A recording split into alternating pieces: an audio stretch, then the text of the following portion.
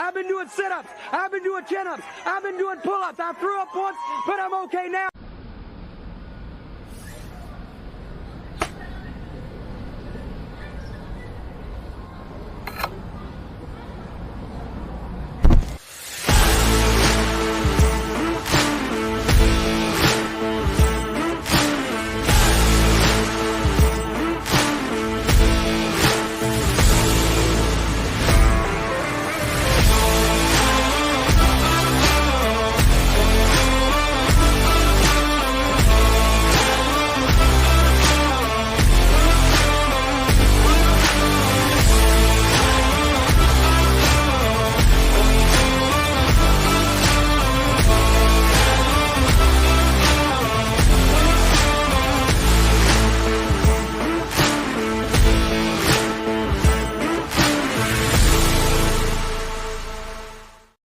Hey, what's up, and welcome to a Thursday edition of the Ysn Power Hour. DJ Yoakley here. There you see it right there in the corner.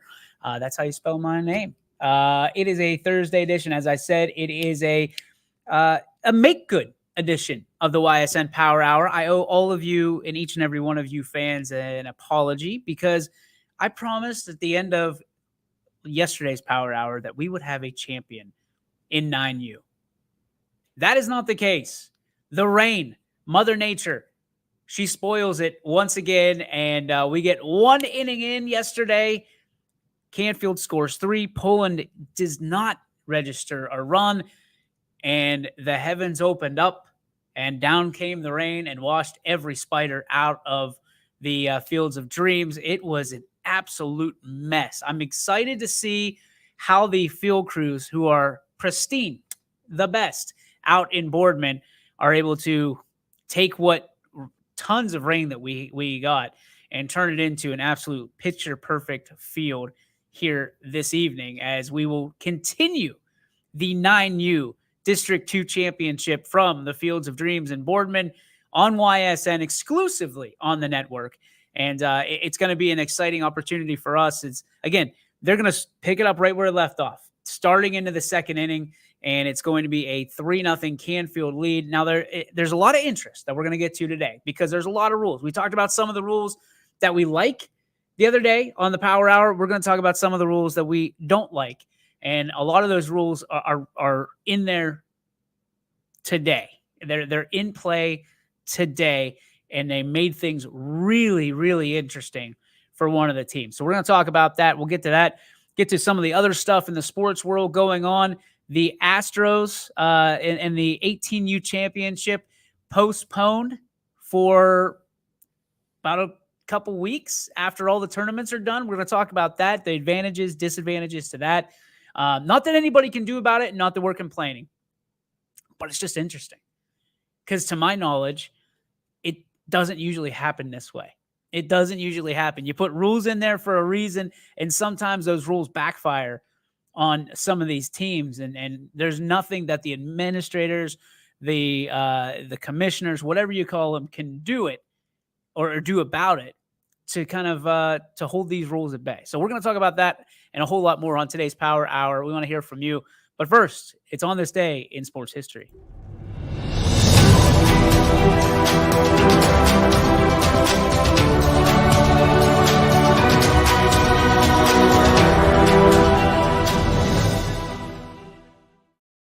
All right, on this day in sports history, we got two.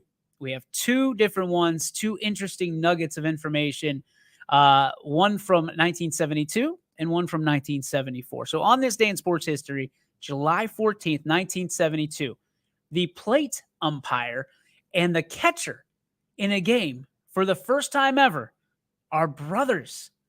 Bill Haller is the umpire, and Tom Haller is the catcher for the Detroit Tigers. They played Kansas City on that day, and Kansas City won 1-0. So the home plate umpire can't even help his little brother a little bit to try to get the Tigers a victory. He ends up a loser, 1-0. Thought that was interesting. Here's the other one I thought was very unique. In 1974, Billy Martin, the coach of the New York Yankees, is the first AL manager ever to be ejected by an umpire from 2 games in one day. So a doubleheader, he gets ejected from not 1, but 2 games in one day. The legendary Billy Martin, the first in the American League to ever accomplish that feat. So a couple different ones that lead us into some of the conversations we're going to have today. Number 1, ejections. I feel like, and you guys can tell me if I'm wrong, I feel like umpires always have ejections waiting in their back pocket. Like it's something that was never really considered. It was a last resort. It was like a unicorn. Very rarely did you see people or players or managers or coaches ejected from a game. And now it's the first line of defense. And umpires have to have thick skin. That's like one of the top rules of being an umpire, of being a manager, of being a leader, of being a boss, you have to acquire, if you don't already have, thick skin. Umpires, their skin has gotten so thin that they shed it like a snake does multiple times a year. It is, and this is not, I'm not calling umpires snakes, so don't do that. The skin for an umpire has gotten so thin that if you even ask a question sometimes, if you even, is that outside? Was that outside? Was it up? Was it down? It's, how dare you? You just want to know, like, especially if you're, we talked about coaches calling pitches a few days ago. If you're a coach calling pitches, you don't have the vantage point necessarily that the catcher does. You're typically sitting on the side, or you're sitting on a bucket somewhere close to that catcher, so the communication is clear. Sometimes, I've seen this, and I always try to give umpires the benefit of the doubt, but it is 100% accurate that when a coach is asking a question, maybe they're not even asking the umpire. Maybe they're asking their catcher where that pitch was. Sometimes it's not always the best necessarily language. Sometimes it's not the best tone. But I firmly believe that it is an honest gesture of they're just trying to figure out where the pitch was. Because a lot of times it is either up or down or outside. It's very challenging for a coach sometimes, depending on where they are in the dugout, to know if that pitch was outside, inside, especially on a batter who is back to that coach, because you're cutting off that view. And sometimes the coach will ask the umpire, where was that, Blue? And it used to be, they'll just give you a up or a down or a wide or inside, whatever it may be. And now it's automatically, like I see umpires take off their mask and give warnings to the coaches. They give warnings to the coaches just for asking where the pitch was. They're not arguing balls and strikes. Maybe in their own way they are. I don't know. But as a catcher, I was always taking that as, where is it? Especially if a catcher's set up, let's say, on the outside, and he doesn't move his glove a whole lot, and he frames it up. Umpires have gotten sour. Like, how dare you ask where that pitch was? No. Like, there's a right to ask. The old adage is you don't argue balls and strikes. That has nothing to do with asking where that pitch was. And umpires have gotten so quick to not just, how dare you, but I've seen ejections. We're seeing ejections for things that are said not even to umpires. We're seeing it in the major leagues, and I think just as these kids emulate major league players, these umpires are emulating major league umpires. And there's some umpires, and they'll tell you, you don't want to emulate.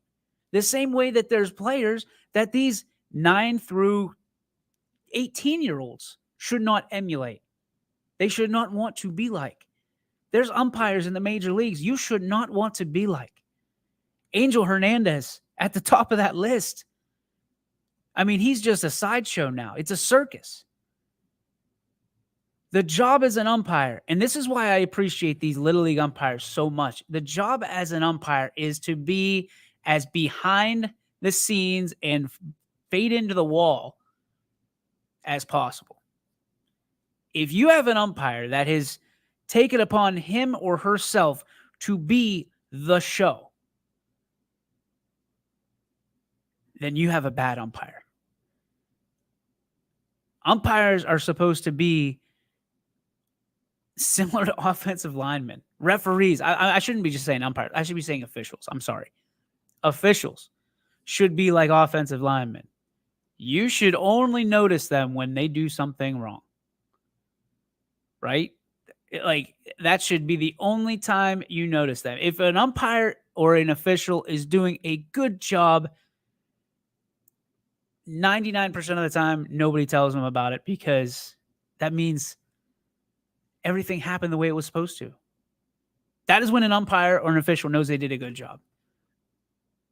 Now, they all also know when they supposedly or allegedly did not do a good job, because they hear about it to the point where people are waiting for them by fences, by the locker rooms. They have to get people to escort them to and from. In a sense, I understand why umpires have such a defensive take and officials have such a defensive take on where they are. But it does not excuse using the ejection tool as your first line of defense. Players, umpires, coaches, managers, they're supposed to be in it together. They're supposed to have harmony, right? They're supposed to be able to coexist on the field. And I get it that sometimes those guys that are umpires, whether they're paid or not, they have bad days. So do coaches, so do players, so do managers. And just as quickly as some of these managers jump at umpires, the umpires and officials jump at the managers and coaches. And it's a finger pointing thing, right? Well, he said this first, and he said this first. And then listen, that's why there's two sides to every story. But from a third party, you have to understand that it's the first person that gets defensive that's typically going to set the firework off. The bottle rocket has to be lit by somebody, right? And the first person that gets defensive is usually the person that is going to let that baby fly. Pop. And then the fireworks start. And a lot of times it doesn't end even after the grand finale. It doesn't end well for somebody. We talked about it yesterday. These umpires that are in Little League World Series, all the way down to your districts, are not getting paid. They're doing it voluntarily. Nobody is out there to get your son or daughter. If they were doing that, they wouldn't be around very long. And I gotta give it to Chet Cooper, because he has some of the best umpires on the Eastern Seaboard working the District 2 tournament. It is truly incredible to see some of the people that he has and the long list of success that they've had as umpires. And just because your son, your daughter, your team doesn't get a call does not entitle you to tell them about themselves. A lot of this is why, I think, and I'm trying to kind of step into the mind of an umpire, an official, whatever it may be. A lot of this is because it's spurred on by having to be defensive all the time, because you don't know you're going to make it to your car that night. And that might be a little extreme, but maybe it's not. I think we've all been there, and we've all been around situations where maybe we've seen a little bit more. But in the world of reality TV, we're seeing this live, and we love it. In fact, we do this guy. Put our phone up, and we tape it because, hey, we can make a couple bucks off of this. Throw it on TikTok, become an influencer, let it go viral. All of a sudden, you got a couple grand in the bank because you just happened to put your phone up. It's crazy to me, absolutely crazy, that people are more invested and excited about someone wanting to get ejected or wanting, you know, again, I don't understand it. And I guess that's what the intrigue is to this show of umpires getting defensive. We saw that Billy Martin in 1974 got tossed twice in one game. Now, Billy Martin was a little bit eccentric. I think Billy Martin knew what he was doing. I think he just wanted a day off, so he got tossed. That's just, you know, you hear about the old way of sports and the old way of baseball, and that might be it. But there was an interesting incident over the past week that, you know, some of these rules are involved. Okay, so let's talk about rules real quick. Rules. We're going to start with some weird ones that have changed over the last week, and then we're going to get a little bit deeper into some of the ones that you may or may not have known about that will impact tonight's district championship. And we're not going to talk about any of the drama around it. We're just going to talk facts and what and how things should be handled. So the first one I want to talk about, if you were watching Running Point today, they brought up the point of the NIL, the infamous NIL that we've been talking about for close to a year now, right? From a college standpoint, trickling down to high school standpoint, the OHSAA rejected it. Whoosh, gone. Don't even talk about it. Don't whisper about it. It never even happened. To that state, you know, about a mile down the road from East Palestine, Pennsylvania, PIAA decided, you want to make money, young man, young lady, go ahead. Go get your bucks. And what did the OHSAA do? How did they retaliate? How did they solve the problem? You know what, young man, young lady? You want to wear those earrings? You go ahead. You go right ahead. You want to wear that necklace? You go right ahead. As long as it doesn't affect or injure. So explain to me what happened. Listen, I've always understood the jewelry rule. I've always understood it. Some people have not. Jewelry to me is an accessory, right? I love my wedding band. I've never taken it off outside of playing softball or playing sports because it's an accessory and it can injure. It can injure me. It can injure somebody else, right? So it comes off. I don't have earrings. I never wear a necklace typically. I wear a watch and I have my wedding ring. What you're going to see is kids wearing necklaces, earrings, what's stopping them from wearing Rolexes or Apple Watches? There's nothing now. And it's going to be umpire's discretion. And the umpire, again, is going to have a very hard time telling a young man or young lady what they can wear, because the second they do, they're going to hear it from 6 bleachers behind. And the OHSAA, for all the conversations that we've had about them, it felt like they were starting to at least figure things out. Okay, we're not going to make this decision. We're going to put it up for a vote for our superintendents, our athletic directors, whatever it may be, our member schools. With the NIL, that's what they did. Why in the world did they think that it was a good idea at this point in time, at this juncture, after or previous to? Because what people don't tell you is a lot of these governing bodies will talk. And I think that the OHSAA had a pretty good idea that the PIAA was going to go through with the NIL. And if we learned anything over COVID, we learned that the OHSAA likes to step back and watch for a little bit. And then if it's a good idea, they'll step in and claim it as their own. When in reality, they were watching from afar.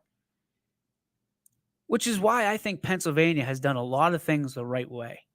And the OHSAA and the Ohio governing body, from that standpoint, not political, is in the mess, in the conundrum that they're in. People are going to rip the PIAA. They're going to cut them up. Any governing body, any leader is going to get. We talk about thick skin. There's thick skin. There's people that work at the OHSAA that I admire so much. Tim Street being at the top of that list. But I would tell you that for the OHSAA to come out yesterday and puff out their chest and say, NIL, no, you don't. We're going to put that up to a vote. We don't want to make that decision. We're not going to be the bad guy. But I'll tell you what. You can go buy all the jewelry you want with that money that you can't make from the NIL, and you can wear it to your sporting event and during your sporting event. What? That's the groundbreaking, earth-shattering news. That's what you want to be known for. Like, with everything going on in sports, with teams still frustrated that there's 16 teams in the OHSAA playoffs, we're going to sit there and pat ourselves on the back about a jewelry rule, and you're allowing kids to wear jewelry? Like, that should be a 5-second discussion, and it should end with nope. Or you want to put something on teams, that's one of the things that you should put on teams, on schools. Hey, superintendent, you want to make decisions? Does your kid... do you allow your kids to wear jewelry? And I bet you the majority of them, it's no. No way. Because what's the stopping point on that? I mean, there is a plethora of things that can open up Pandora's box just on this jewelry decision. Now, who's going to be the guy that steps in and takes it away in 5 years?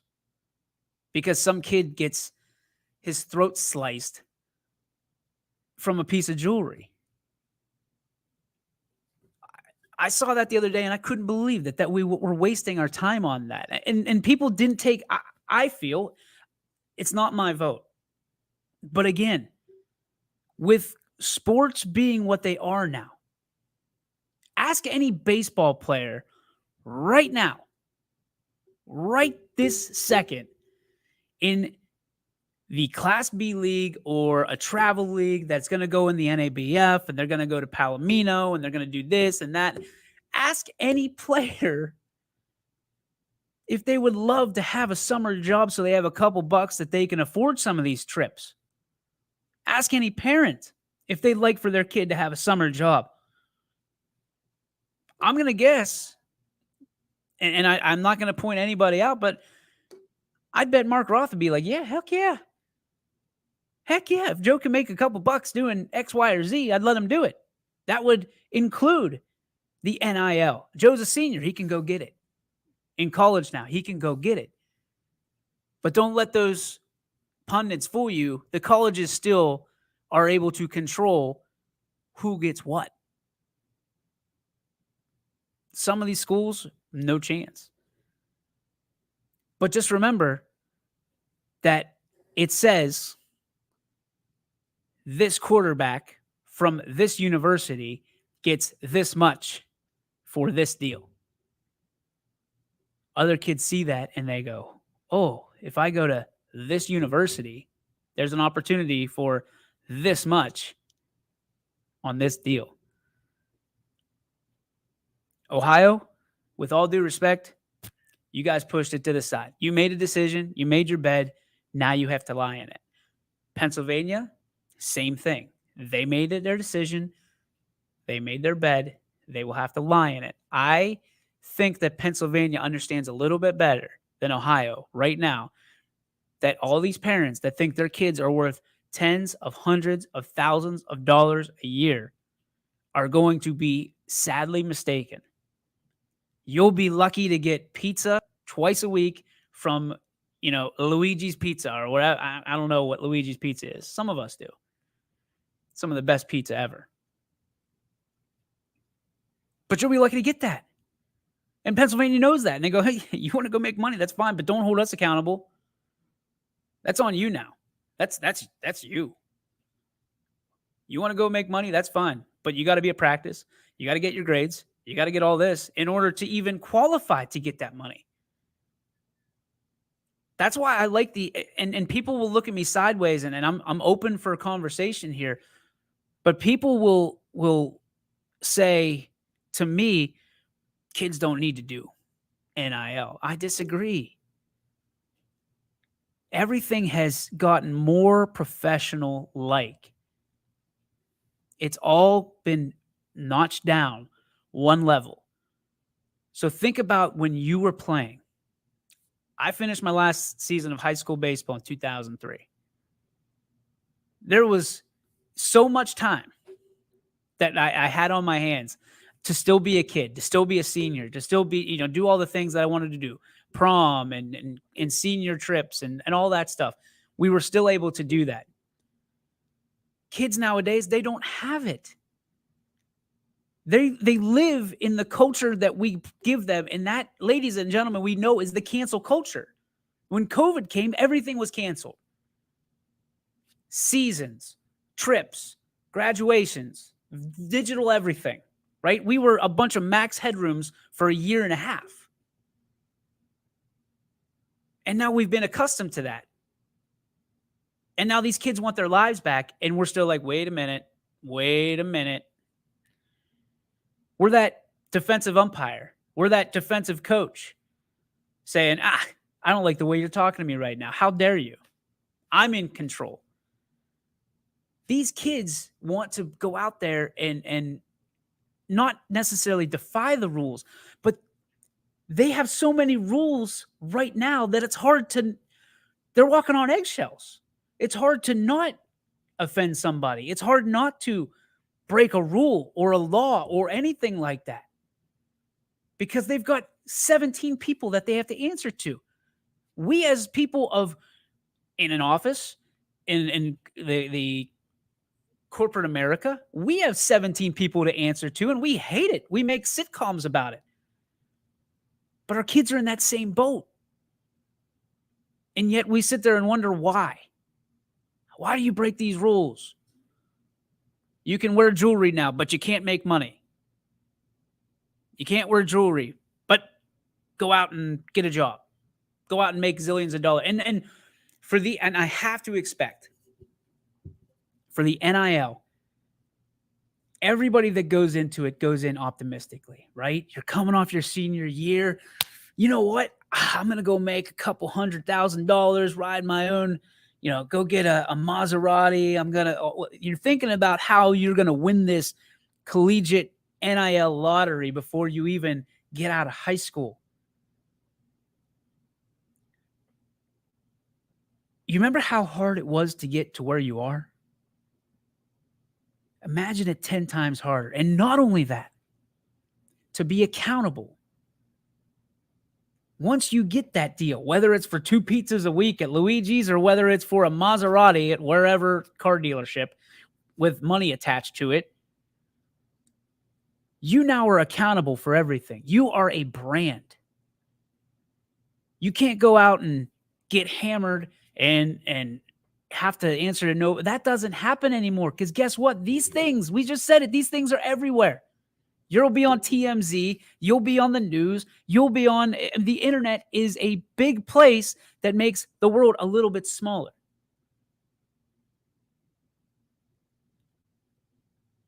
The rules that we have to go by are in place for a reason, and I understand that. But you can't have different rules that directly conflict with each other. You can't ask kids to be able to showcase themselves and represent themselves. And you want to go show off your bling, go ahead. But you can't make any money doing it. Can't do that. OBJ was a cat that wore a watch on the football field. He wore a watch and he got paid to do it. Everybody wants to get paid for what they do now. And I think there is an innate responsibility, and from a capitalist standpoint, you should be able to do that. Pennsylvania says yes, Ohio says no. Pennsylvania says no jewelry, Ohio says yes. Who won that fight? Ohio is having a tough enough job keeping kids in sports right now. When you got 13 helmets on a football squad during practice, you've got a problem. You've got an absolute problem. So what happens? And this is why most politicians and most people are not good at being in positions of power if they haven't run a business. And I'm not saying me, but in business, you ask any business person, sometimes you need a coupon to get them through the door. Sometimes you need something to entice them to buy your product or buy your service or be a part of what you're trying to be. These schools say they run like a business, and yet there's nothing to entice them to keep coming out year after year. We hear it all the time, and I'm just going to shoot it straight. The biggest argument for people against YSN right now is there is some fantasy out there, and there's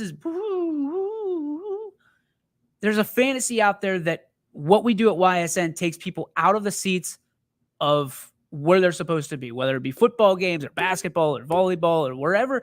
There's a fantasy, a mystical number out there that no one can provide us nor anyone else,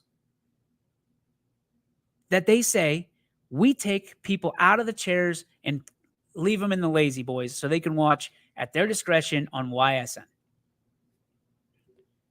That number's not there. So what do we have to do at YSN is we pay these schools.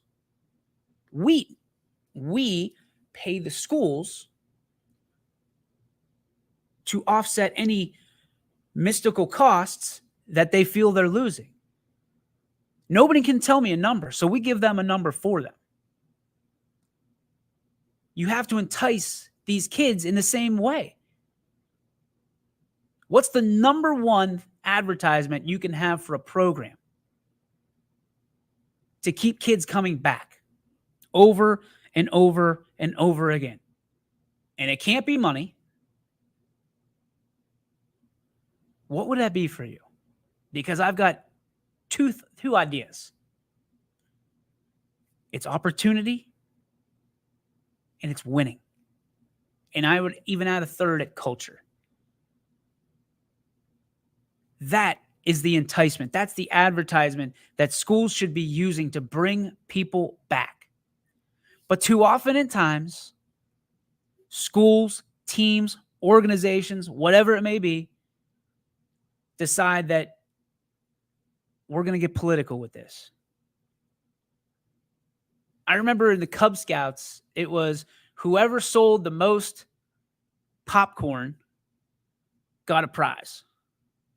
And it was like the top 10 or top 5, whatever it was, would be.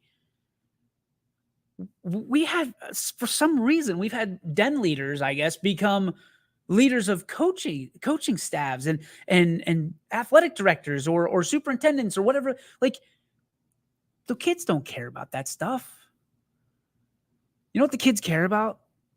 What I've learned over the past 5 years, the kids care about, they get attention. They get opportunity. If they win, they'll come back because they like that feeling. And they care about the culture. They care about the kids that are next to them. They care about the brothers that they've had since they were 5 years old, or the sisters they've had since they were 5 years old, and they came up the ranks with playing t-ball and little basketball and Pop Warner and all that stuff. That's what they care about. These kids care about that. Do they care about the branding? Yeah, absolutely. And there's a difference between being old school and being lazy. There's coaches that are old school, and I respect the hell out of them. But there's also a difference between being old school and being someone who just won't adapt. These kids love seeing their name in lights. We've learned that very quickly. They don't get necessarily the idea of, well, that's not how we're going to do it because we're not built that way. This is a team sport. It can be a team sport, but you can still showcase your kids. You can still do that. The rules are made to be broken, but they don't have to be if there's a little flexibility in them. Some rules, straight down the line, and I get it. I understand it. But if you got a curfew at 10 o'clock and your kid shows up at 10:01 because he had to wait for a train downtown, I think there should be a little flexibility in that rule. If you're if you're going to your spring break or whatever it may be, and let's say there's a curfew there, but you're in your parents' room, or as long as you're not stirring up trouble and you're not hours upon hours upon hours, I would give him a half-hour flex, right? Half-hour flex. There's no train that's going to be a half hour. If your parents are sitting there and you guys are talking and it's been a long day, whatever. But that's a flexible rule. There are rules that are down to the letter. A rule that we're going to talk about here in a couple minutes. Now let's talk about it now. So the game gets washed out last night after one inning. One team gets all their pitchers back. Little league rule. You cannot pitch 3 days in a row. 3 games in a row, I should say. Doesn't say 3 days. It says 3 games. So think about that rule for a second. That's a huge difference. That is a huge difference. Games versus days. If it's 3 games, there could be another game a week from now. That kid still can't pitch. If it's days, they get rained out tonight. He can pitch tomorrow. Last night, team gets rained out. They've had kid pitch 2 days in a row. This is Little League trying to protect arms. Sometimes it just works out this way. That you pitch an inning, no matter how many innings you pitch, no matter how many pitches you pitch in an inning, you're out for that 3rd day. Can't go. You can go anywhere else but on that bump. That causes a lot of problems if you're the ace. This is why tournament baseball is so intriguing to me. And on the other side of that coin, because of the rain out, every other pitcher for that other team is available. Welcome to baseball. Welcome to life. Sometimes it rains and sometimes it pours. It's tough. And I'm going to say the opportunity, for lack of a better term. I was in the room when the conversation was had. And there was some heated conversation going on, ladies and gentlemen. Because when you're, again, pushing for a championship and you're in the championship if game, and it all comes down to this, winner takes the whole bag of marbles. You feel like you got, not on purpose, but you're slighted a little bit. And I don't know who controls the rain dial, but they didn't particularly like one of those teams last night. But at the same token,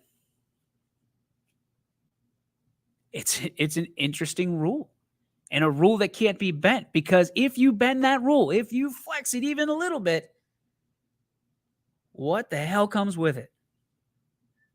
Because you know that rule or that particular moment is going to be brought up down the road. People are going to come and they're going to say, well, wait a minute. We did this for them. What are you going to do for us? And then it's Pandora's box. You right open. It's like that scene in Ghostbusters where they drop the hatch and all the ghosts start flying out. What do you do now? Tell them about the Twinkie. Ghostbusters reference. Hope you get that one. Again, this all started for me with a whole bunch of rules. A whole listing of rules. Some of them were able to flex. Some of them were able to push a little bit and pull and play that tug of war with our own morals and values. And some of them we need to stick to. And I think we all need to kind of understand that. And I lump myself in with that whole crew that I'm telling and talking to. Is that sometimes rules are made for one, and sometimes rules are made for all. And it's interesting to see who abides by those rules, who flexes on them a little bit, and really who just ignores them. You know, it's I love seeing new rules come into effect because I'm always interested how coaches will try to play chess with these rule changes, how they will manipulate them to take advantage of them. And they do. They do it all the time. If you watch Bill Belichick, who many say that he is the greatest coach of our time, how many rules has he manipulated over the years to advantage his team? To the point where he has branches on his coaching tree doing it to him. Mike Vrabel is now known for knowing the rule book so well that he can manipulate it against the master himself, Bill Belichick. So what makes you think that your high school coach, your travel ball coach, your Little League coach is any different? And I'm not saying that's a bad thing. I'm not saying that with any disdain at all. What I'm saying is these coaches who are very smart oftentimes it's the coaches that are the leaders in the boardroom, that have their own businesses, that have those people that have been able to mold, right? To sculpt the rules a little bit, to manipulate to their advantage in life, are able to do the same thing in the game of sports because it's easy. That's second nature. You see it all the time, and that's why I love sports. That's why I love business. Sports and business, boom. Business is the ultimate sport. Instead of batting averages, you look at your bottom line. I love it. I absolutely love it. I adore it. And some days you strike out 3 times and you go back and you wonder why the hell you're doing it. And some days you go hit 3 home runs and it's the best thing that ever happened to you. But you got to learn the rules. Got to learn the rules in whatever you do. Umpires, they are supposed to know the rules. And they'll be fibbing to you if they tell you they know every rule. Because every one of them should, and usually does, have a nice little booklet about this thick, not too far away from their water bottle, just in case. We've seen it. We've seen it firsthand, and we see it a lot because coaches are getting smarter, players are getting smarter, fans are getting smarter. It's a direct result of the evolution of sports. And that's why rules need to be continued to be looked at and massaged. I'm not mad at the OHSAA for putting it on the people of Ohio, the administrators of Ohio and the schools for the NIL. I'm not mad at them at all. But I think it's really interesting that they always make the hard decisions. In COVID, they made Governor DeWine make the hard decisions for them.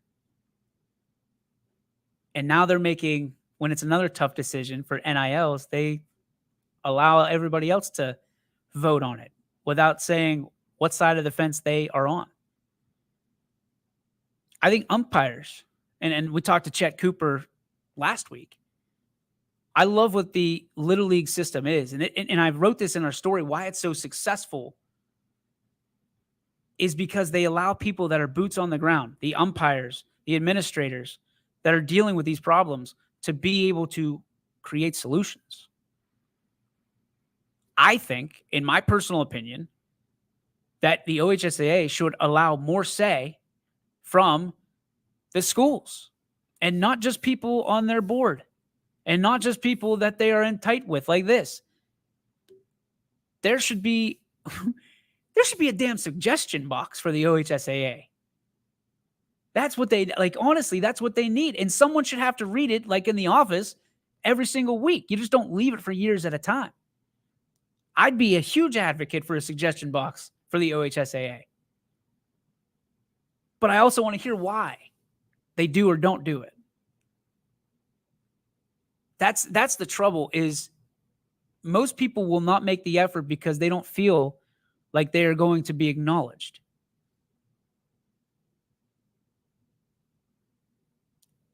It's kind of like birthdays on Facebook, if you think about it. I think that's the best analogy, right? So there's two kinds of people. I guess there's three. There's the person who doesn't acknowledge their Facebook birthday at all and just lets it go. There's the second guy or gal who does the overall, like, thanks for all the birthday wishes. I hope all of you are doing well. It was great hearing from you. I had a great birthday. God bless. And then there's the third person. This is me. And I'm not saying I'm right or wrong because I think it's all in who you are. The person who responds to each and every message, bop, bop, bop, bop, bop, all the way down. That person is to me the person who appreciates and acknowledges every single person, whether you like them or you don't, that takes the time out of their day, busy or not, to say happy birthday. I want the OHSAA to be that guy. I want every message in the suggestion box for the OHSAA to be answered by, I don't care if it's an intern, but I want an answer. I just want to be acknowledged. Everyone who spends their time should be acknowledged in some way. And I think it's a reason, full circle, of how we're failing. We're failing our kids. We're failing our student athletes. We're failing so many of them because we acknowledge the wins and we acknowledge the losses, but we don't acknowledge all of the in-between. Sure, we're going to help spend extra time on that quarterback that we think could be a 4-star athlete, that we think can go do the big things and win us games in the clutch. Hell yeah, we're going to back him up. We're going to give him the training he needs. How much time are you spending with the kickers? How much time are you spending with the second and third string quarterbacks? That's where the leaders really become great, I think. Coaches, how much are you working with your hitters that are 7, 8, 9 instead of 1, 2, 3? Are you challenging them in the right ways? Are you spending extra time not with the wrong kids, because any extra time you spend is time that's well spent. But are you spending extra time with the kids to get them up to the level of the 1, 2, 3 hitters in your lineup? Are you spending extra time with that front line on the volleyball court that you need? Are you spending extra time with your shooters, with your 6th and 7th man, as much as you are with your 1 through 5? That's the question to me. Are you spending time with the 4th guy in your rotation as much as you are with your ace? That 4th guy probably, if you don't spend as much, I'm not saying as much, but if you don't spend much time with them, why do you have your palms up like this when they don't come back? or they quit. They don't want to play anymore.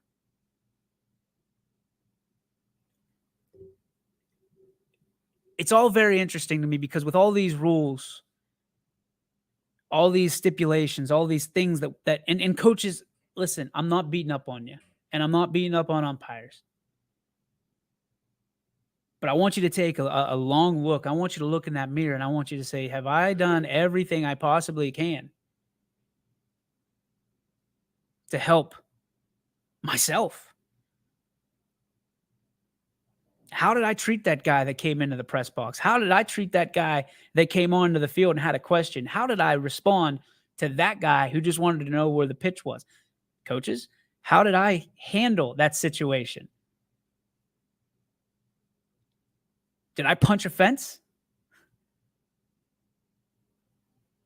Did somebody see me do that? Did these young kids, the generation of tomorrow, did they see me act out in a way that I shouldn't and I know I shouldn't do? And if that's the case, you owe some apologies. Step up, man up, woman up, whatever it may be, and say that's a perfect example of how you don't do things. But I think more often than not, we sit there and we say, look at that guy. What's he doing? What's she doing? Don't look at this hand, right? Don't look at this one. It's an interesting situation. And I hope it'll change, but something tells me it never will. Again, I said it. Officials are smarter, players are smarter, coaches are smarter, fans are smarter. It's going to be interesting. It's going to be interesting. We got a lot on the network for you tonight. NABF kicking off on this beautiful Thursday in Youngstown, Ohio. We got the BCB, or I shouldn't say BCB. We got the District 2 championships for 9U, Poland and Canfield. Poland, the home team. So they have a 3-0 deficit. They're picking that ball up right where they left off, going into the second inning. Canfield gets to bat. So they're going to play essentially 5 innings of baseball instead of 6, picking up right where they left off. Don't want to miss that one. I think that one's going to be a great game. I'll be there for that. Pardon me to call it for you. And I'm not going to make any promises. There's supposed to be no rain in the forecast. But I think, and I mean I think, that we're going to have a champion crowned tonight. I don't know. I promised it last night. I had to start the show with an apology. I don't know. We will find out. We will also have, like I said, a ton of NABF, and I think the Scrappers play tonight as well. Yeah, Scrappers versus West Virginia. We'll have it on YSN. Richie, I think, is at NABF, so we'll have that for you. We have, the Spikes are we got a doubleheader. What is this? Oh, no, that's the Pittsburgh Spikes, not the different one. Okay, so we've got 1, 2, 3, 4, 5, 6 games for you for the NABF. We've got Poland versus Canfield at 6 o'clock, and at 6:35, we have the Scrappers at West Virginia. That is a full slate on your network here tonight. Let's get right to our Joe Dickey Electric. What's your spark? Presented by our friends at Joe Dickey Electric.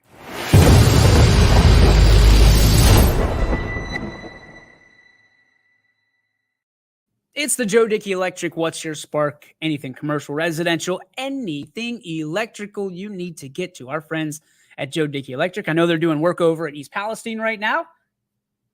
That a boy. Both sides. Loving it. Absolutely loving it. Appreciate it whenever we have two worlds collide like that. So thank you very much to Joe Dickey Electric for sparking up the boys and girls over at East Palestine High and Middle School. My spark today. Oh, by the way, visit them on the web at DickeyElectric.com.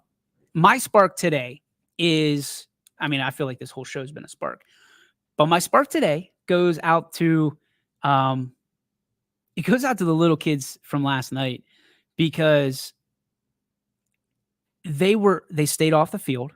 Number one, when it started pouring down rain. I could never do that. I was the guy that always wanted to do Pete Rose slides. So kudos to them. Kudos to the administrators last night for sticking to their guns. And I know there's a lot of people that wanted to finish up the year last night and be done with it. There was unfortunately nobody on hand to help, rescue that field after it poured down rain and it was wet. But also kudos to the concession stand, because I know they made a nice little run at things last night when everything it was a lightning delay first. Everybody retreated to the pavilion and was looking at ice cream. I mean, they probably sold 1 billion ice creams last night. So ice cream makes everything better. We all know that. And you make everything better for us here at YSN. So I can't thank you enough for the support, whether it be just tuning in on a random night, whether it be watching this show each and every day or once in a while. We thank you so much. We have so much and so many good things coming. I can't let them out of the bag just yet, but I feel like I haven't lied to you yet. I haven't let you down from that standpoint. When I tell you something's right around the corner, it usually is.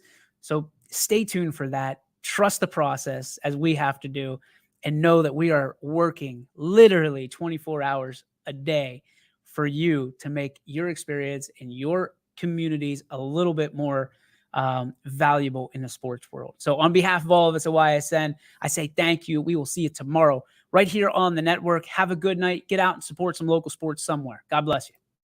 YSN thanks you for watching this presentation of